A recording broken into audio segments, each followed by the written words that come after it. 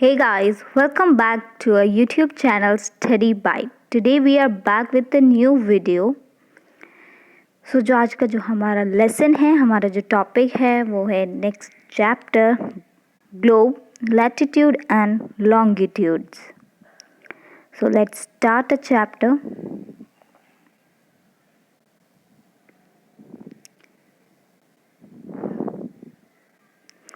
Globe, latitudes and longitudes. So let's start a chapter. Globe, a spherical model of the earth showing the continents, seas, etc. तो अगर हम globe की बात करें तो globe जिसे हम ऐसे कह सकते हैं कि एक बॉल जैसी स्ट्रक्चर जिसके ऊपर हम पूरा वर्ल्ड का मैप देख सकते हैं, जहाँ पे कौन सा कॉन्टिनेंट है, कौन से सीज हैं, etcetera etcetera. Axis. In a globe, there is a needle called the axis that is fixed through the globe in a tilted manner.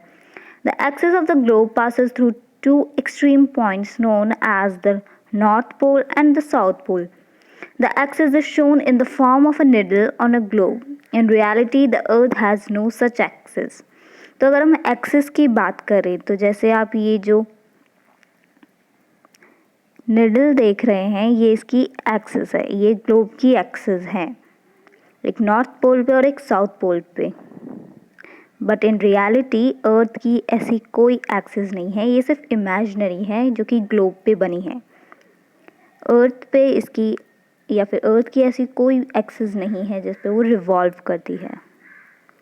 Axis को अगर हम हिंदी में बोलें तो एक्सिस को हम धुरी कहते हैं या अक्ष. तो देखा जाए तो पृथ्वी की ऐसा कोई अक्ष नहीं जिस पर वो घूमती हो. Equator. The equator is the circle और imaginary line passing through the centre of the earth. It is perpendicular to the axis and goes on to divide the earth into two hemispheres, the northern and the southern hemisphere. तो अगर हम equator की बात करें तो ऐसे आप देख सकते हैं ये जो मिड लाइन है इसको हम इक्वेटर बोलते हैं या फिर भूमध्य रेखा या फिर विषुवत रेखा, जो कि नॉर्थ पोल और साउथ पोल के पैरेलल है. और ये ग्लोब को दो भागों में डिवाइड करती है, जिनको हम या फिर गोलार्ध जिनको हम कह सकते हैं हेमिस्फीयर्स, यानी कि गोले का आधा भाग.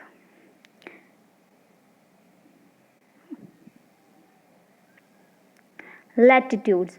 All the parallel circles from the equator up to poles are called parallels of latitude. It is measured in degrees. On the equator, the latitude is 0 degree. The parallels which are to the north of equator known as north latitudes, and the parallels that are to the south of the equator are known as south latitudes. With the help of this, the value of latitude is followed by n for northern parallels and s for southern parallels. The parallels of the latitudes are measured in degrees followed by n और s.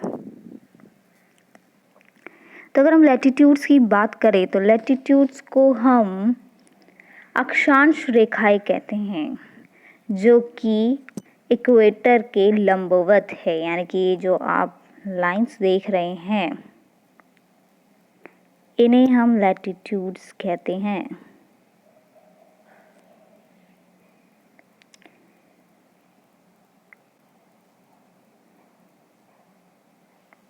तो latitudes जो होती हैं वो parallel circles होती हैं equator from up to the poles are called parallels of the latitude. तो ये जो आप लंबवत रेखाएं देख रहे हैं ग्लोब पे जो इक्वेटर के लंबवत हैं उन्हें हम अक्षांश रेखाएं कहते हैं. On the equator the latitude is 0 degree. तो अगर हम इक्वेटर की बात करें तो इक्वेटर पे जो अक्षांश रेखा है, अक्षांश रेखा की जो डिग्री है वो 0 डिग्री है. इसी वजह से हम इक्वेटर को 0 डिग्री भूमध्य रेखा भी कहते हैं या 0 डिग्री अक्षांश रेखा भी कहते हैं. The parallels which are to the north of equator are known as north latitudes, and the parallels that are to the south of equator are known as south latitudes. जो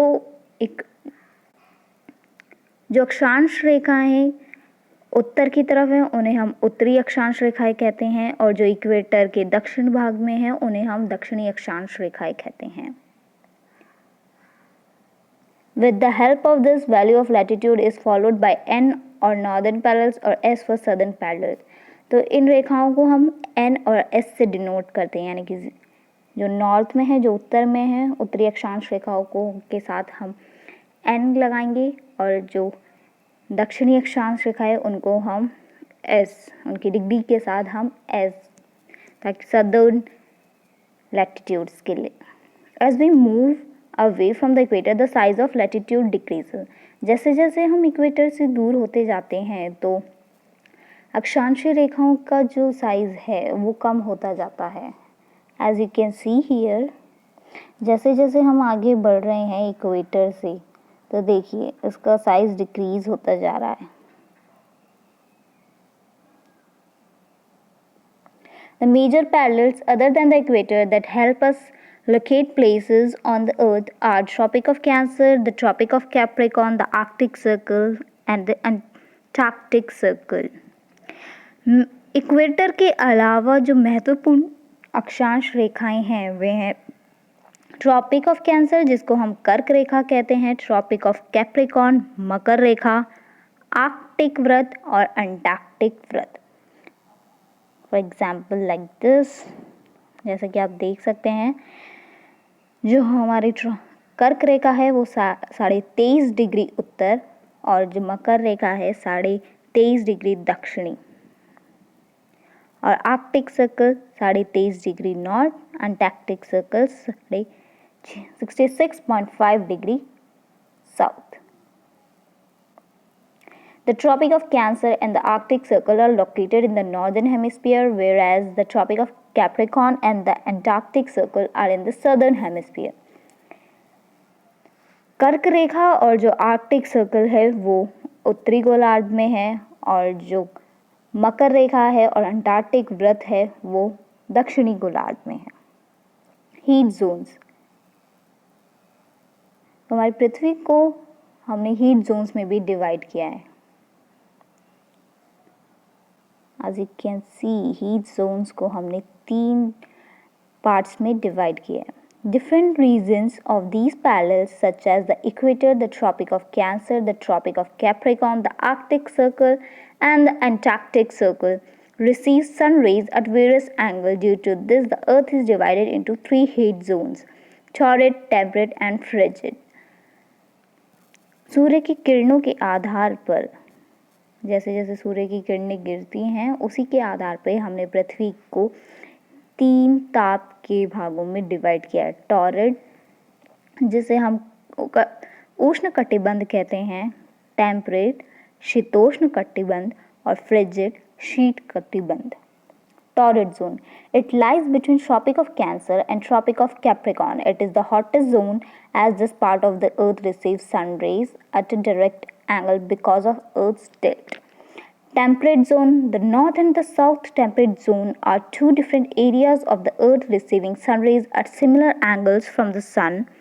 Hence, they have almost similar kind of weather and temperature conditions. It lies between the Tropic of Capricorn and the Arctic Circle in the northern hemisphere, the Tropic of Cancer and the Antarctic Circle in the southern hemisphere. तो अगर हम torrid zone की और temperate zone की बात करें, तो जैसे अगर जब सूर्य सीधा चमकता है तो ये जो है इक्वेटर के पास वाला एरिया, जो कर्क रेखा के बीच में 23.5 डिग्री नॉर्थ और 23.5 डिग्री साउथ, ये जो एरिया है ये टॉरिड जोन यानी कि उष्ण कटिबंध, जो कि बहुत गर्म है, जहाँ पे सूर्य की सीधी रेखा है वो सीधा चमकता है। और टेम्परेट जोन की अगर हम बात करें तो उसमें सूर्य थोड़ा टेढ़ा, सूर्य की किरणें थोड़ी तिरछी पड़ती हैं, इसलिए यहाँ पे जो टेम्परेचर होता है वो थोड़ा नॉर्मल होता है, साउथ में भी और नॉर्दर्न हेमिस्फीयर, दोनों हेमिस्फीयर्स में इसका जो टेम्परेचर होता है वो थोड़ा नॉर्मल होता है। फ्रिजिड जोन यानी शीत कटिबंधीय।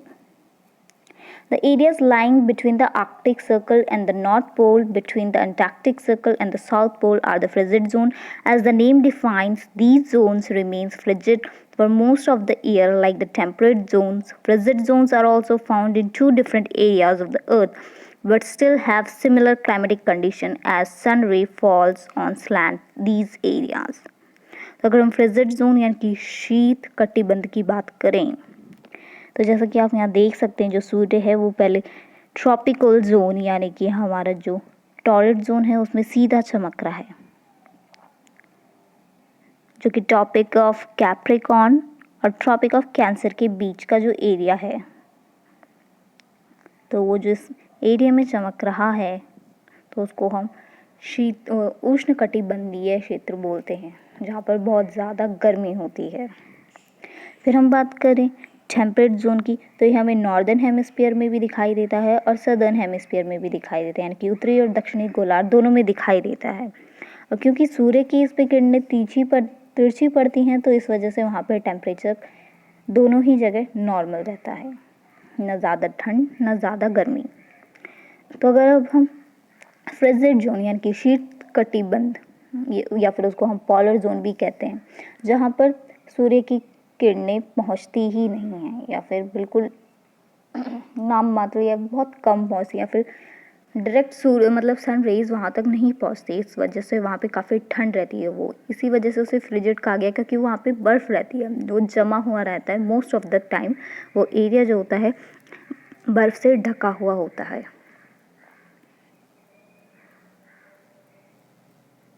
Longitudes. The lines of references running from North Pole to South Pole is called meridians of longitudes. These are also measured in degrees of longitudes. They are further divided into minutes and then into seconds. These lines are semicircles and distance between them decreases as they move towards the pole until they meet and become zero. तो अगर हम longitudes जिनको हम देशांतर कहते हैं, तो देशांतर जो आप देख सकते हैं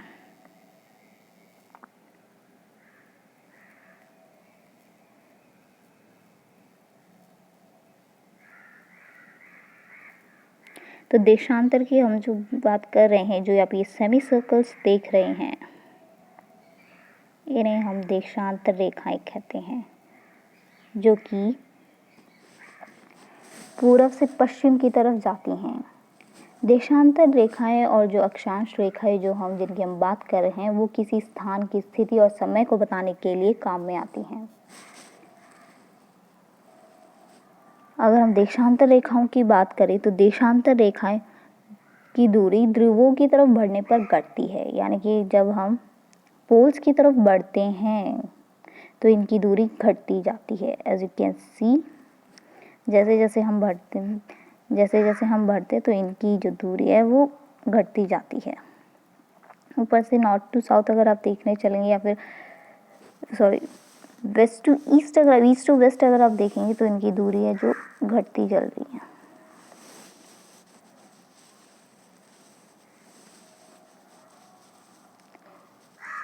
As the equator divides the earth into northern and southern hemisphere, prime meridian divides earth into eastern and western halves and its value is 0 degree latitude. जैसे इक्वेटर अर्थ को दो हिस्सों में, दो हेमिस्फीयर्स में या दो गोलार्धों में विभाजित करता है, उसी तरीके से prime meridian divides earth into eastern and western halfs and its value is 0 degree. Prime meridian यानी ग्रीनविच रेखा जिसको हम कह सकते हैं, जो कि प्राइम मेरिडियन है, वो वैसे ही अर्थ को दो भागों में डिवाइड करता है। जैसे कि ये ग्लोब है और ये जो इक्वेटर है ये नॉर्दर्न और सदर्न हेमिस्फीयर में डिवाइड करता है, वैसे ही ये प्राइम मेरिडियन है जो ईस्टर्न और वेस्टर्न तरीके से ऐसे डिवाइड करता है। और इसकी जो डिग्री लैटिट्यूड है वो भी 0 ही कहलाती है। From here, they are counted 180 degrees towards the east and 180 degrees towards the west. These places to the east of the prime meridian are followed by east and to the west are followed by W.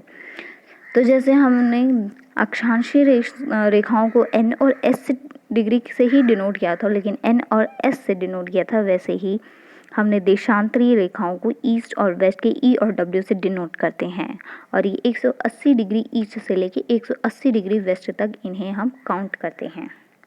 Longitude and time. Before 1850s, the time was measured through solar clocks. There were no national or international convention which set methods for measuring time or knowing the time based on the beginning and the end of the day or to measure the length of an hour. However, with the vast expansion of the railways and communication networks during 1850s and 1860s, the worldwide need for international time standard became imperative. तो अगर हम पहले के ज़माने की बात करें तो पहले के ज़माने में कोई भी ऐसा स्टैंडर्ड या फिर कोई भी ऐसा फिक्स टाइम कन्वेंशन नहीं था. वहाँ पहले के टाइम पे सब लोग सोलर टाइम से अपनी टाइम का पता करते थे. सोलर टाइम की अगर हम बात करें तो सोलर टाइम का मतलब position of sun in the sky, यानी कि सूर्य की दिशा या फिर सूर्य की जो स्थिति है आकाश में, उस हिसाब से पहले के ज़माने में टाइम का पता किया जाता था. कि Earth rotates from west to east. Places these are to the east of Greenwich will be ahead of Greenwich time, and places to its west will lag behind its time. तो अब जो हम हमारा टाइम जो देखते हैं वो हम ग्रीनविच रेखा से देखते हैं.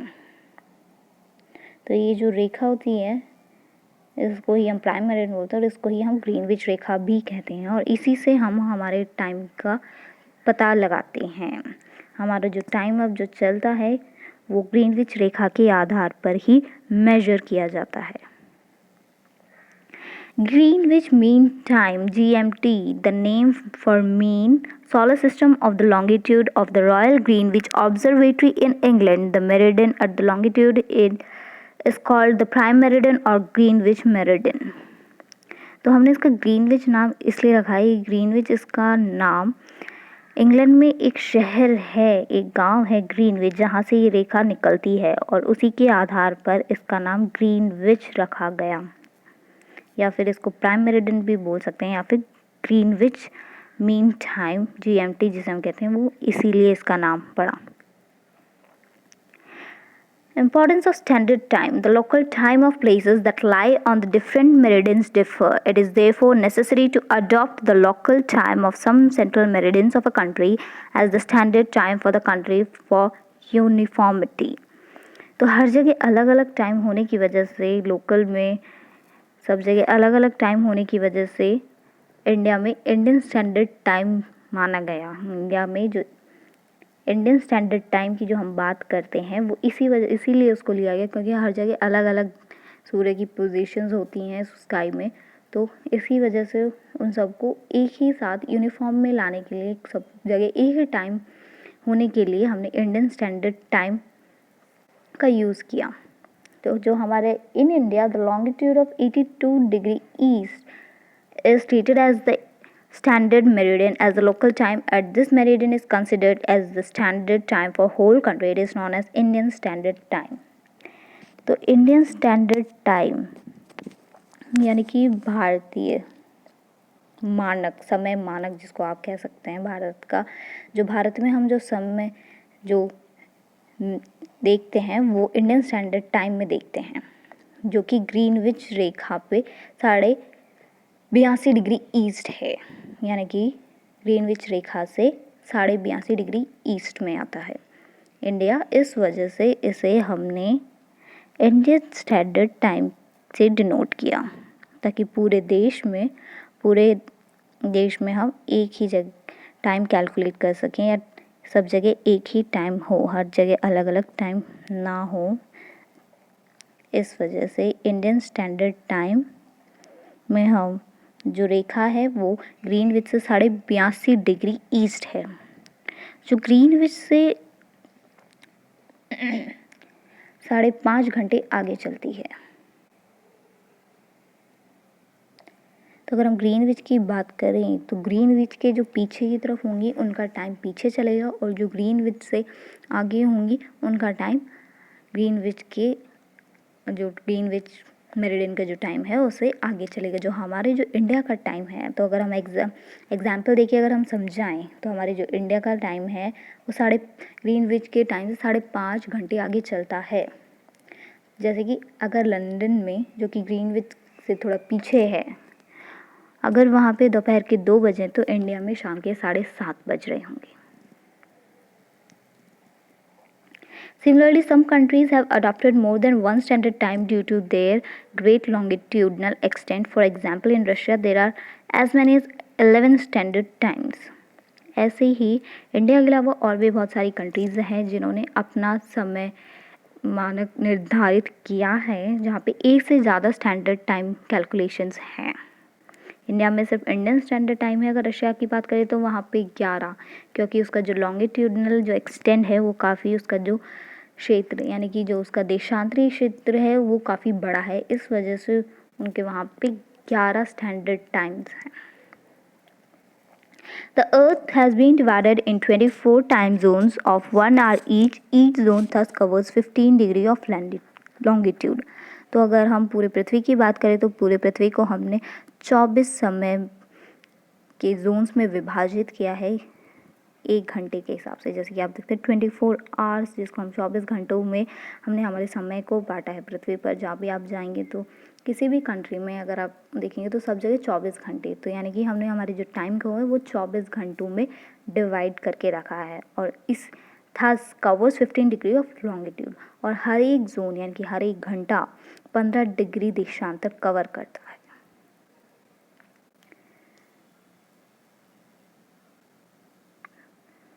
तो अगर आपको ये वीडियो अच्छा लगा हो तो लाइक कीजिए, शेयर कीजिए, सब्सक्राइब कीजिए।